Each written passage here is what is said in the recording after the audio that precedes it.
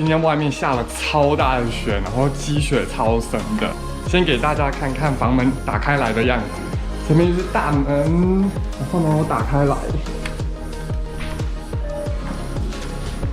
积雪超深的。Oh my god！ 你看外面都没有路了，哇哦！被雪困住了，哇哦！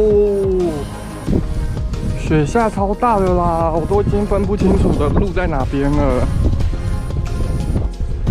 看看我的脚，整个陷下去了。可能因为我住在这个小区，所以雪就是还没有很多人踩。哇哦，是真的还蛮美的啦。看真的这个雪，真的很爆大。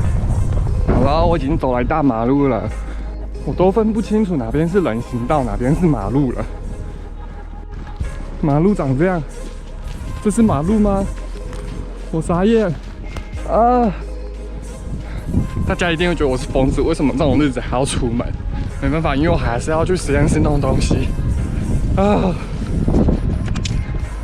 再小我就不要去了，因为这个实在是太难走了，这个路根本就没有办法走。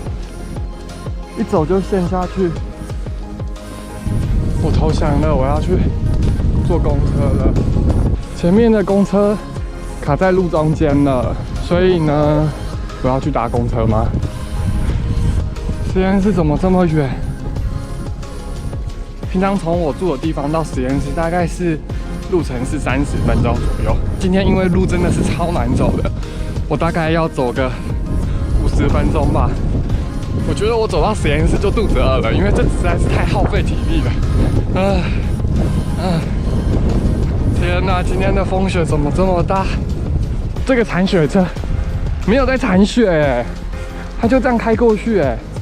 我终于看到我的实验室了，前方那一栋比较高的建筑物。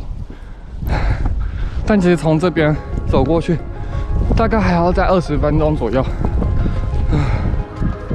实验室呢，就快到了，就在前面喽。No winter maintenance， 真的不铲雪呢。好啦，今天崩溃的影片就到这边喽。走一个路到实验室怎么会这么累？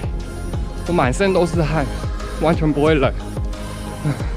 因为实在是太难走，这个积雪超级深。好啦，就先这样子。下次再见，拜拜。